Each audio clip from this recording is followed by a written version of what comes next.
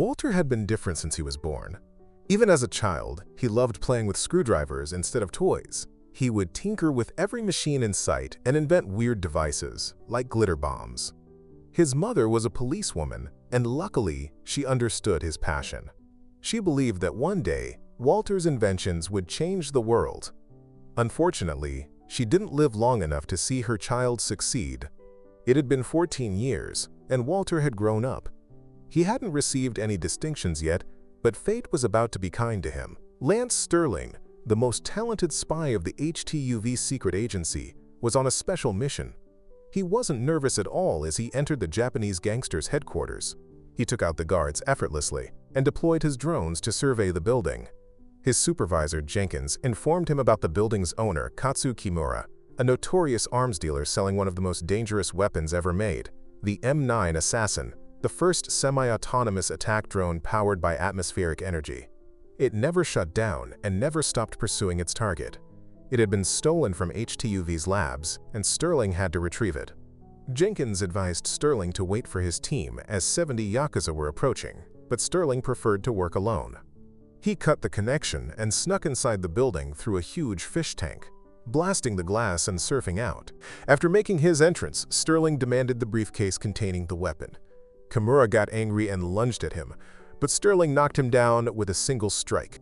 He then told the buyer to surrender. The buyer was a mysterious man with a metallic hand. He grabbed Sterling's face and scanned it with his robotic eye. Sterling used an electric eel to break free, but before he could counterattack, the Yakuza surrounded him. Fearless, Sterling didn't seem threatened. He reached for his grenade lighter, intending to blow up the place, but it turned out to be a cat and a glitter bomb instead. Everyone was distracted by the cuteness, giving Sterling the chance to strike. He broke a huge bell and threw his rocket cufflinks under it. Before anyone could catch him, he flew out, passing through the buyer's helicopter, and sneaked away with the briefcase using his glider suit. His success had already reached HTUV headquarters, where everyone cheered for him. Sterling loved interacting with the employees, who were his huge fans. But he didn't have much time. He wanted to meet the person who had messed with his lighter. And guess what? It was Walter. Walter had recently joined the company and was responsible for making the grenade, but had accidentally made a glitter bomb instead. Sterling explained the dangers of his missions, emphasizing that Walter's mistake could lead to death. However, Walter believed that everyone should use non-violent approaches. Sterling asked him one last time whether he would follow orders, but the boy stuck to his peaceful principles.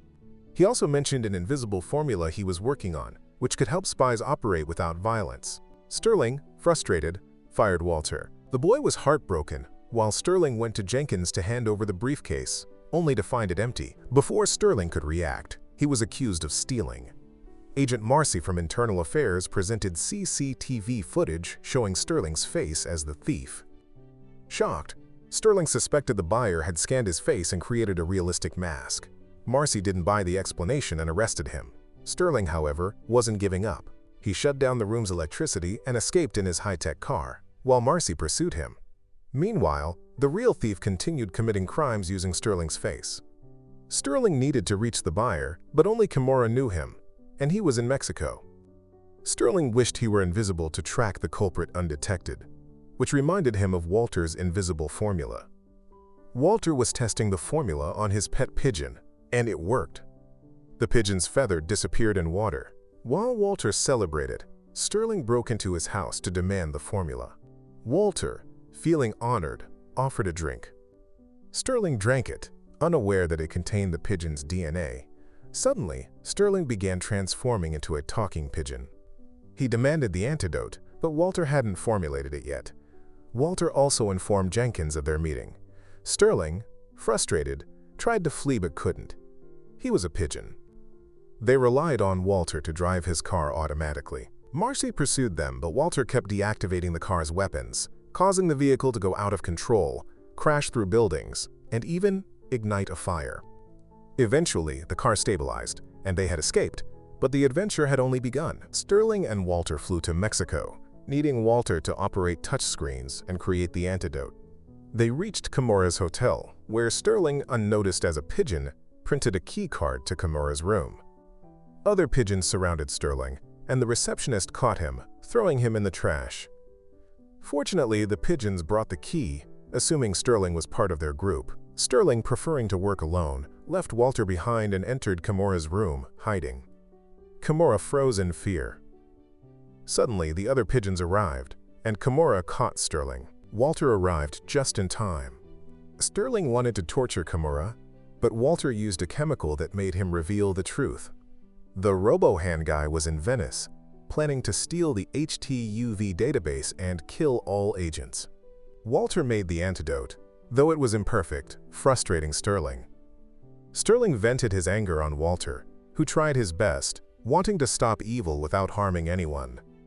Sterling called Walter's goals a fantasy, believing in striking back hard, while Walter believed in saving people, not labeling them as good or bad.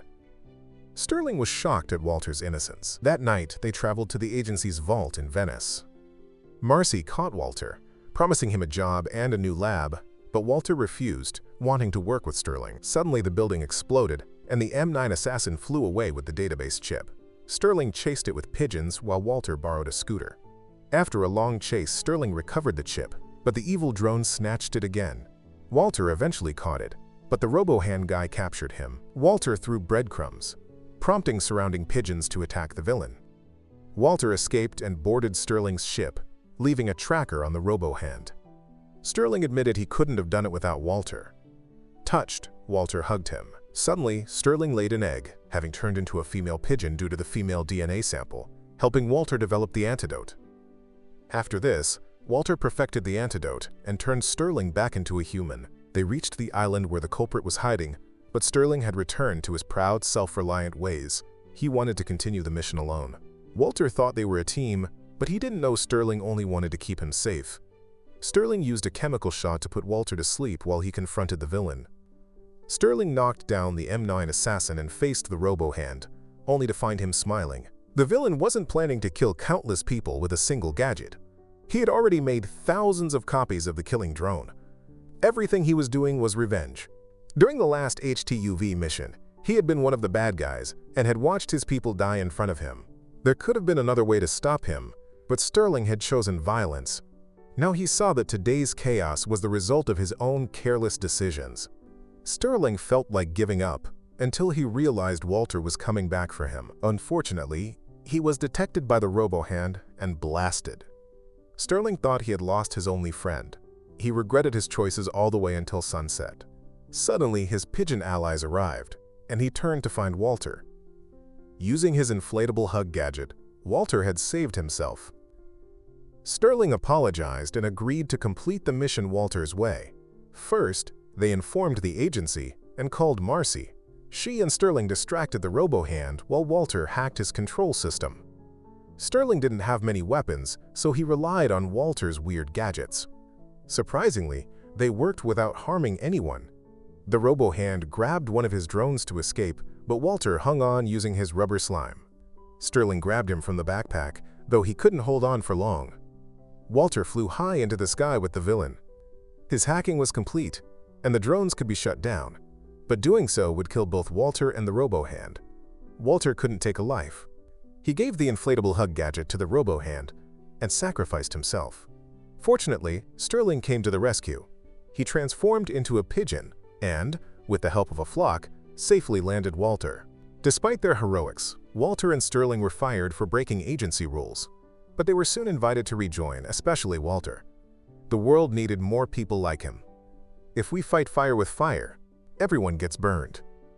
Evil couldn't be defeated with evil. It could only be healed with a little kindness. Thank you for watching, guys. If you love animation movies, please subscribe to this channel and keep watching. Bye!